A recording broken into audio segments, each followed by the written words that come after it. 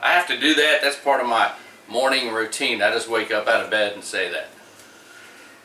Yeah. Okay, anyway, check this out. Last week, had a hankering for beef ribs. And it's probably because I forgot. And I'll tell you why I forgot in a minute. Deal is I had a hanker for beef ribs, so I got on the internet, you know, and I checked into beef ribs and looked around. And then there was a sign from God. For the next 4 days, all I had was beef rib videos, you know, beef rib advertisements. You know, it was a sign from God. Every time I got on the internet, there was beef ribs there. So I knew God was talking to me. He said, you got to make some, you know, beef ribs. Then I just remembered, oh yeah, it's just Google tracking every single thing I do on the internet. Yeah, that's how it works. But the deal is, check this out. I don't do beef ribs that often. And the reason is because I forget. Well, yesterday I went to the store, and here's why I forgot. See that? Almost 15 bucks for 4 little ribs. That's why I don't do beef ribs. You know how many tacos I could make for 15 bucks? Yeah. Well, anyway, one of the little videos I saw looked pretty interesting. I said, you know, I think I can do that. And so we're going to give it a shot today with these beef ribs. And it looked really tasty. So, main thing is, I'm going to use my barbecue pit. I'm going to get my temperatures at about 225. And I'm going to cook these beef ribs for 2 hours. Then I'm going to put them in this, wrap them in tin foil, add my marinade, and go another 2 hours at 225. I'm going to try to keep my temperatures at 225. I don't want to get them up there about 250 or 300. I got to keep them around 225. It's just a real slow and low cook. So first thing I'm going to do with these is take them out, season them with this, put them on the pit. Then I'm going to make the marinade. Marinade is beef broth, brown bag special, right here. Some red wine, not too big on wine. I'm becoming more of a wine liker because I've been watching Game of Thrones and bashing people in the head. That's all they do on that show is drink wine and bash people in the head. And Worcestershire. Those 3 ingredients, I'm going to mix them. And as these cook, every 20 minutes I'm going to wash that marinade on them. And then, like I said, I'm going to fill this up, drop them in for the final 2 hours. So it'll be about a 4-hour cook. Okay guys, I got my mesquite lump charcoal. I mean, this is the actual logs made into charcoal.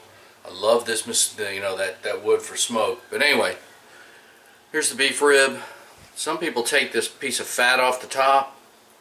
I'm leaving it. You know me, I'm all about that cardio diet. So that is definitely going to stay because that's all flavor. So we're going to season these up.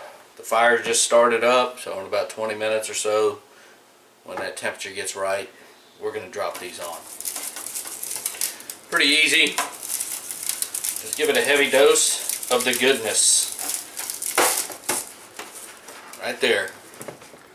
Alright, let's do this ghetto thing here.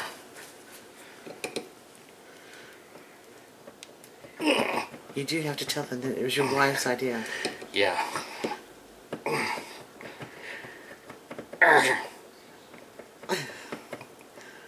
Oh, come on, Weenie. This is straight up Walmart. Gosh! You can do it. It's almost there. Almost.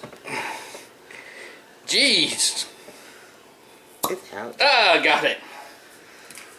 I'm gonna save that. That's how you pull out a wine plug. With no corkscrew. Yeah, exactly. Alright guys, Kool-Aid cup. Grape juice. You just saw that miraculous removal of the cork. Mmm. A nice bouquet. Not bad. It's a little tart, you know. It's a burgundy. Yeah. It's not bad. We're going to use it for the marinade. The things I do for these world famous videos. Oops, don't drop it. party drunk, huh? Yeah. Okay guys, after that little adventure with the wood screw and the cork to get out of that wine, let's go ahead and make this marinade. The meat is on the pit and we're barbecuing. Alright, beef broth. I'm gonna add some Winchester sauce. And then the wine, kind of strange, getting rid of some $10 wine.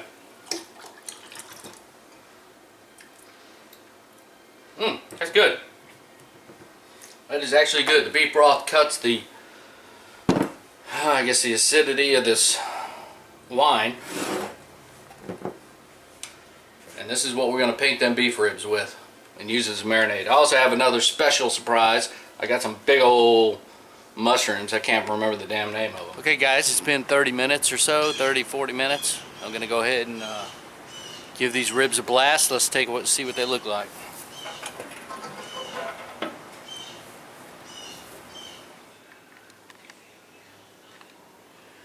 Alright y'all, I took the ribs off, as you just saw them. See them? They've been on for about an hour and a half, maybe 2 hours. But since they're all skrinking up like that, I'm going to add the marinade, wrap them, put them on for another couple hours. They'll probably puff back up. They're just kind of shrinking up on the bone. I didn't want to totally dry them out, but this marinade's going to replump them, hopefully. We'll see. Now I'm going to save some of that marinade because I got some of those big old fat brown mushrooms. I can't think of the damn name. But anyway, I'm going to cook those too. But I'm going to pour that marinade into them mushrooms, give them good flavor. Alright, I'm going to wrap this in tin foil, back on the pit for 2 hours. Alright gentlemen, I took out the beef ribs right there, they're resting. And now I got these big old mushrooms. Check out this hubcap. Looks like a hamburger patty. Anyway, I'm leaving the stems. You can pull the stems out if you want, but I like the stems. So we're going to add some butter. Like that. And then I'll take some of this marinade and fill them up. And that's it. Now I'm going to put those real close to the fire. In about 30 minutes they'll be ready to eat. Alright guys, let's take a look at these, see what they look like. The smell off of these is just incredible. Ooh. They kind of shrinked up, but the bones fell out. That looks pretty dang juicy. It sure did shrink up. Just a nice big clump of meat. See what we're looking at inside these guys. Smoke ring, see that smoke ring? Wow. They're all real tender, of course. Let's do a little taste test, see what happened. Alright guys, I'm waiting on the mushrooms, but you can see that smoke ring. It's pretty dang tender, like it bends over. It's all legit. Let's do a taste test.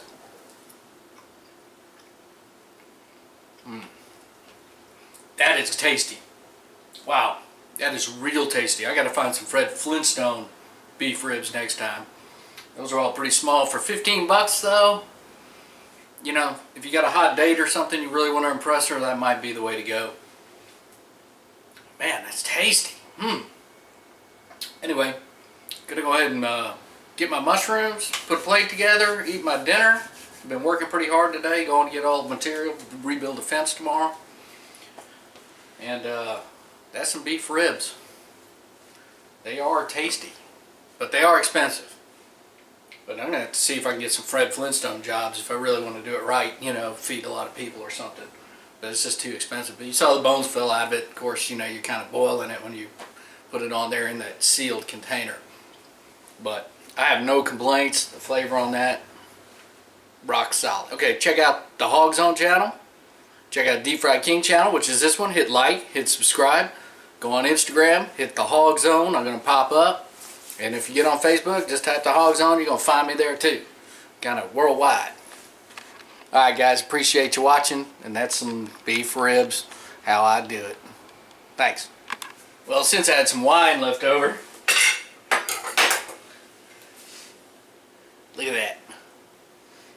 Seeing that? And that's perfect.